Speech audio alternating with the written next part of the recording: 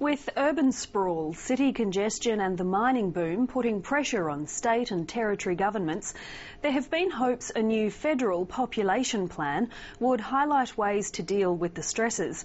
But the new strategy, released on the Gold Coast today, has some accusing the government of being light on detail, despite a year's work on the plan. Brendan Trembath reports.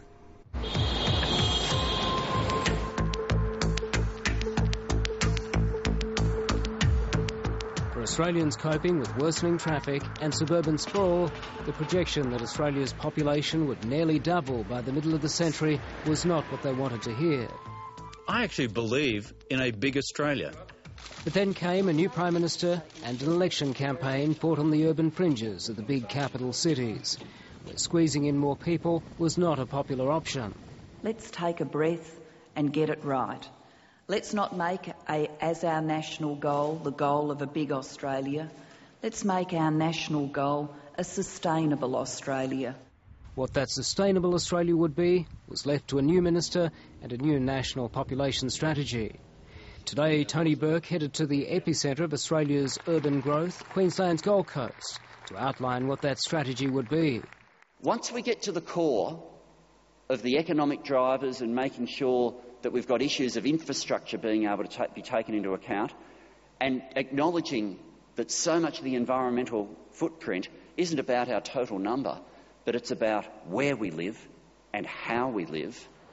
The Minister is determined to avoid any population target or cap. Sustainable Australia, sustainable communities. The right way to deal with population policy is not through an arbitrary and ultimately senseless debate about total numbers. A cynical exercise in cutting and pasting previous government announcements and putting them in a glossy document does not amount to a sustainable population strategy. I mean, seriously, the Women's Weekly's royal wedding coverage, I think, only exceeds this document in terms of its commitment to glossy photos. 10% of the document is literally glossy full-page photos. While the shadow immigration minister accuses the government of being light on detail, he doesn't want to commit to a population target either.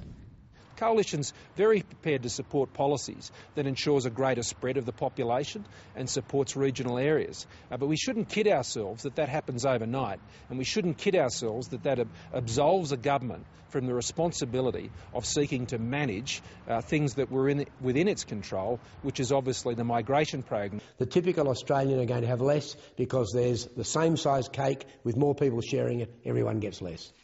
The philanthropist and entrepreneur Dick Smith made his first fortune selling consumer electronics. He rode waves of economic growth. Now he wants to get off. I've benefited from the growthy economy without any doubt more than most people, but I've come to realise that it's going to destroy Australia and the world for our children and grandchildren. Dick Smith does have a population target in mind, and he says where Australia is headed is unsustainable. It's been claimed that we're going to go to 36 million or so. Wayne Goss says it's inevitable. Well, over my dead body, because I can tell you the quality of life for people then will be an absolute disaster. It's nothing but a downside now to go to more and more people in Australia, indeed to go to more and more people in the world. The demographer Peter MacDonald from the Australian National University says the government's decision to avoid long-term targets is sound, but he says it could have tried to look a few years ahead. I think it might have focused on population growth in the next decade at least, to be more specific about that, because I think in the next decade it's pretty clear that migration is going to remain relatively high. If we're going to have 250,000 new jobs in Australia each year, and the domestic labour supply will at best produce about 100,000 of those. Professor MacDonald says the real driver of population growth is not government policy, but the state of the economy. Throughout Australian history, migration has been driven by labour demand in Australia. And there are periods in Australia, and sometimes long periods in Australia, where migration was close to zero because there was very little labour demand in Australia, so, say in the 1930s, but also mid-1970s, early 1990s. But we're now in a period of very strong labour demand, and we can expect lots of migration as a result of that. The Minister says even short-term predictions are difficult to make. If you were to set targets 5 years ago, it would have been done without knowing anything that we're about to have a global financial crisis, nor understanding the implications of mining boom Mark II, where the dollar would end up, where our terms of trade would go. Or whether the Australia of the future will need to be that big. Brendan Trembath reporting.